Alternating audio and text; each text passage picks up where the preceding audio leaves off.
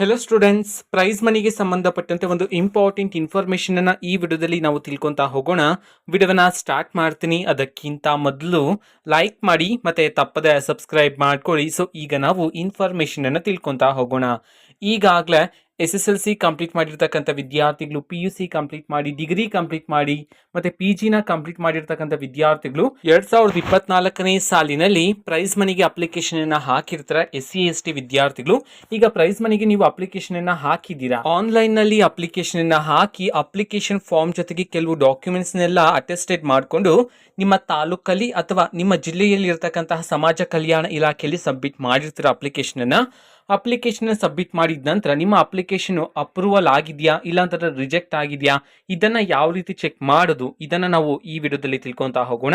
Application status ಅನ್ನ check ಮಾಡ್ತಕ್ಕಂತಹ link ಅನ್ನ ನಾನು ಈಗಾಗಲೇ ಟೆಲಿಗ್ರಾಮ್ ಅಲ್ಲಿ ಅಪ್ಲೋಡ್ ಮಾಡಿದ್ದೀನಿ. ಆ ಒಂದು ಲಿಂಕ್ ಅನ್ನ ಕ್ಲಿಕ್ ಮಾಡಿದ ನಂತರ ಅಪ್ಲಿಕೇಶನ್ಸ್ ಅಂತ ಇರುತ್ತೆ. ನಾನೀಗ ನಿಮಗೆ ತೋರಿಸ್ತೀನಿ ನೋಡಿ. ಅಲ್ಲಿ ಅಪ್ಲಿಕೇಶನ್ ಮೇಲೆ ಕ್ಲಿಕ್ ಮಾಡಿದ ನಂತರ ನಿಮಗೆ 4 ಆಪ್ಷನ್ಸ್ ಬರುತ್ತೆ: ರಿಜಿಸ್ಟರ್, ಅಪ್ಲೋಡ್ ಡಾಕ್ಯುಮೆಂಟ್ಸ್, ರೀಪ್ರಿಂಟ್ ಮತ್ತೆ ಲಾಸ್ಟ್ ಅಲ್ಲಿ ನೋಡಿ ಚೆಕ್ ಸ್ಟೇಟಸ್ ಅಂತ ಇದೆ. ಆ ಚೆಕ್ ಸ್ಟೇಟಸ್ ಮೇಲೆ ನೀವು ಕ್ಲಿಕ್ ಮಾಡಬೇಕು.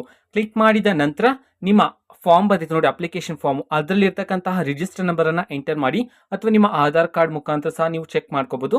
ಅಥವಾ ರಿಜಿಸ್ಟರ್ ನಂಬರ್ ಅನ್ನ ಎಂಟರ್ ಮಾಡಿಬಿಟ್ಟು ಸೊ ನಿಮ್ಮ ಅಪ್ಲಿಕೇಶನ್ ಅಪ್ರೂವಲ್ ಆಗಿದೆಯಾ ಅಥವಾ ಪೆಂಡಿಂಗ್ ಅಲ್ಲಿ ಇದೆಯಾ, ರಿಜೆಕ್ಟ್ ಆಗಿದೆಯಾ, ಮತ್ತೆ ಅಮೌಂಟ್ ಸ್ಯಾಂಕ್ಷನ್ ಆಗಿದೆಯೋ ಇಲ್ವೋ ಇದನ್ನೆಲ್ಲ ನೀವು ಚೆಕ್ ಮಾಡ್ಕೋಬಹುದಾಗಿರುತ್ತೆ. ಓಕೆನಾ. ನೀವು ಅಪ್ಲಿಕೇಶನ್ ಸ್ಟೇಟಸ್ ಅನ್ನ ಚೆಕ್ ಮಾಡ್ತಕ್ಕಂತಹ ಲಿಂಕ್ ಅನ್ನ ನಾವು ಈಗಾಗಲೇ ಟೆಲಿಗ್ರಾಮ್ ಚಾನೆಲ್ ಅಲ್ಲಿ ಅಪ್ಲೋಡ್ ಮಾಡಲಾಗಿದೆ. ಸೊ ಲಿಂಕ್ ಅನ್ನ ಕ್ಲಿಕ್ ಮಾಡಿ ನಿಮ್ಮ ಅಪ್ಲಿಕೇಶನ್ ಸ್ಟೇಟಸ್ ಅನ್ನ ನೀವು ಈಗ ಚೆಕ್ ಮಾಡ್ಕೋಬಹುದಾಗಿರುತ್ತೆ. ಓಕೆನಾ. ಸೊ ಇದು ಇವತ್ತಿನ ಒಂದು ವಿಡಿಯೋ. ಮತ್ತೀಗ ನಾವು ಟೆಲಿಗ್ರಾಮ್, ಇನ್ಸ್ಟಾಗ್ರಾಮ್ ಮತ್ತೆ ಫೇಸ್ಬುಕ್ ಅಲ್ಲೂ ಸಹ ಈಗ ವಿಡಿಯೋಸ್ ಗಳನ್ನ ಅಪ್ಲೋಡ್ ಮಾಡ್ತಿದ್ದೀವಿ. ಲಿಂಕ್ಸ್ ಗಳನ್ನ ಡಿಸ್ಕ್ರಿಪ್ಷನ್ ಬಾಕ್ಸ್ ಅಲ್ಲಿ ಕೊಟ್ಟಿರ್ತೀನಿ, ಕ್ಲಿಕ್ ಮಾಡಿಬಿಟ್ಟು ಫಾಲೋ ಮಾಡಿ. ಓಕೆನಾ. So thank you, bye.